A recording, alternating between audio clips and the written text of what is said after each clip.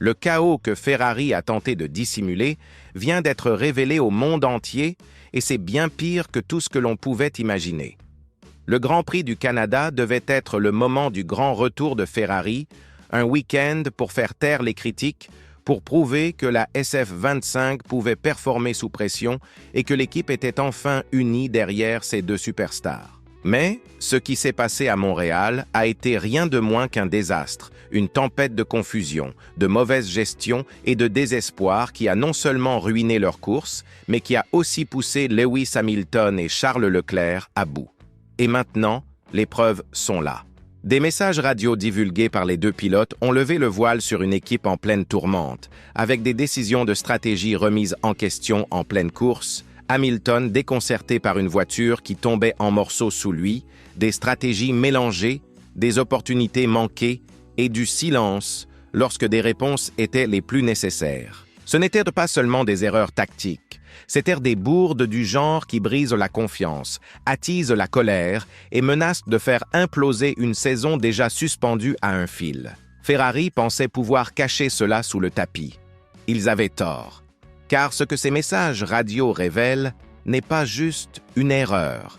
C'est un effondrement total de la communication entre les pilotes et le mur des stands.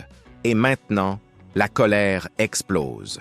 Leclerc se sent ignoré, Hamilton se sent trahi, et Ferrari, eux, ils commencent à manquer d'endroits où se cacher.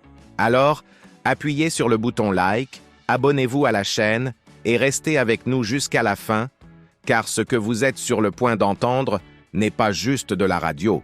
C'est le son de Ferrari qui s'effondre. Ce qui a rendu cet effondrement encore plus spectaculaire, ce ne sont pas seulement les erreurs stratégiques, mais à quel point cette débâcle est devenue publique grâce aux messages radio désormais divulgués.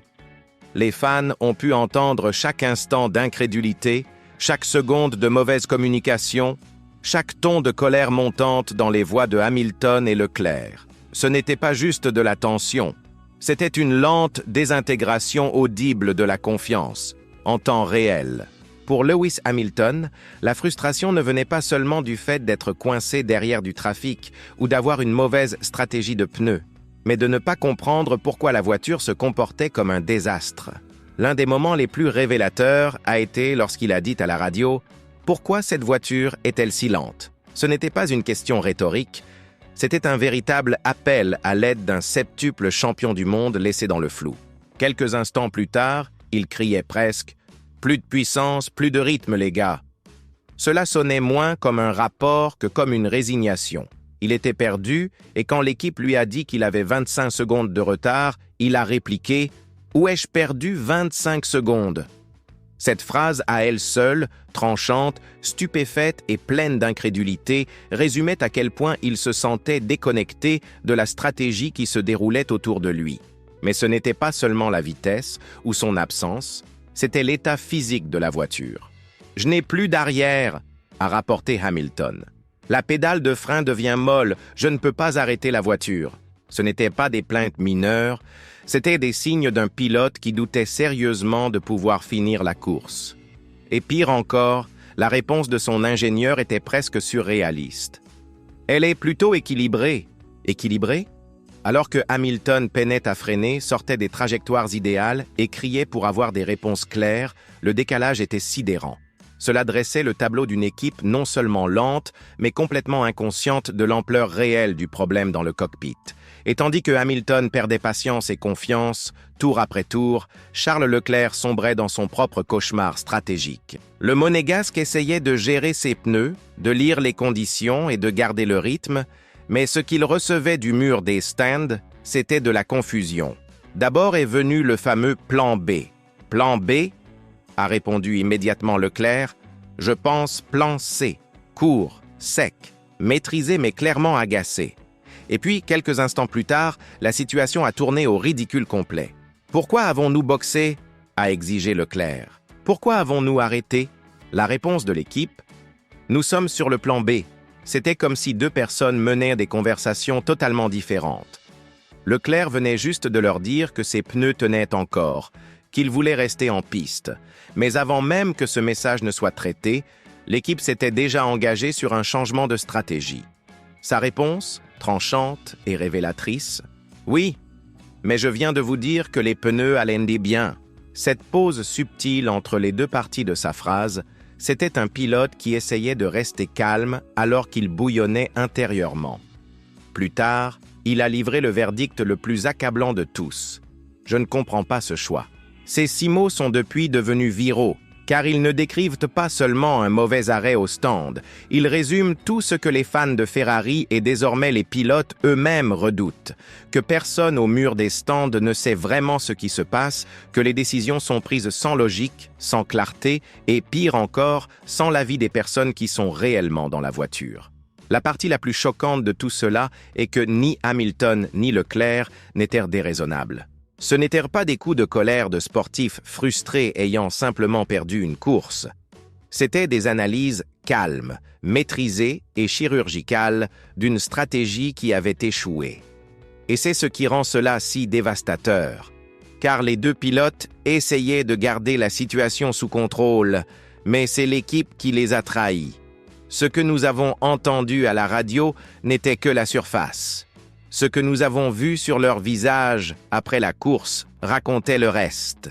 Leclerc, fixant le vide comme s'il repassait chaque erreur en boucle. Hamilton rangeant silencieusement ses affaires, non pas avec colère, mais avec le regard d'un homme se demandant pourquoi il avait quitté Mercedes.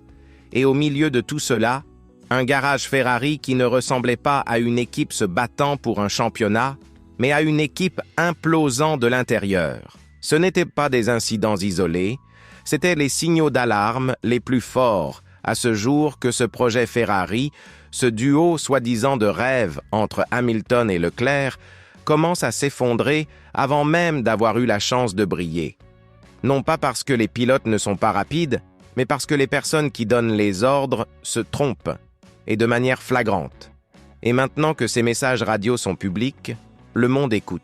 Les fans se posent les mêmes questions que les pilotes. Comment cela a-t-il pu arriver? Qui prend les décisions? Et surtout, est-ce que Ferrari peut réparer cela avant que ces deux stars ne perdent définitivement confiance? Les conséquences de ce désastre ne resteront pas seulement internes, elles sont désormais publiques. Les fans l'ont entendu, les rivaux l'ont entendu et, peut-être plus important encore, le conseil d'administration de Ferrari l'a entendu. Pas besoin d'être stratège pour comprendre ce qui se passe quand 2 pilotes de classe mondiale, l'un une légende expérimentée, l'autre un favori de longue date de la Scuderia, remettent en question les décisions, la communication et la compétence de l'équipe, en direct à la radio. Cela envoie un message plus fort que n'importe quel rugissement de moteur. Hamilton n'a pas quitté Mercedes uniquement pour courir après un dernier titre, mais pour faire partie de quelque chose d'historique, une renaissance, un retour avec Ferrari qui cimenterait son héritage. Au lieu de cela, il se retrouve dans un cauchemar de mauvaise gestion. Et même s'il est resté maître de lui en public, le Grand Prix du Canada a révélé les fissures sous la surface. La radio n'a pas menti. Il est furieux, il est confus et, plus inquiétant encore, il commence à perdre patience. Charles Leclerc, quant à lui, n'est plus l'avenir silencieux et loyal de Ferrari. Il est visiblement fatigué d'être déçu après des années à faire confiance au processus, à défendre l'équipe face aux médias et à porter la pression avec dignité. Maintenant, il s'exprime, et pas à huis clos, mais en pleine course. Sa voix, comme celle de Hamilton, devient plus tranchante, plus froide, plus directe. Que va-t-il se passer ensuite pour Ferrari? C'est la partie effrayante, car à moins qu'un changement rapide n'intervienne, ce ne sera pas un cas isolé. Cela pourrait devenir le ton dominant de la saison, une campagne marquée non pas par des podiums et des progrès, mais par des fuites, des doutes et du drame. Le rêve d'une super équipe avec Hamilton va s'effondrer, non pas à cause des pilotes, mais parce que l'équipe autour d'eux n'a pas su livrer quand cela comptait le plus. Alors, si vous êtes fan de Ferrari, vous devriez être inquiet car Montréal n'a pas été juste un mauvais week-end. C'était un avertissement. Et si Ferrari n'agit pas maintenant, cela pourrait dégénérer en quelque chose de bien pire, pas seulement une saison perdue, mais un projet brisé. Alors n'oubliez pas de liker cette vidéo, de vous abonner à la chaîne et d'activer les notifications car la prochaine course ne sera peut-être pas seulement une question de performance, mais de survie. Et croyez-nous, vous ne voudrez pas manquer ce qui va se passer ensuite.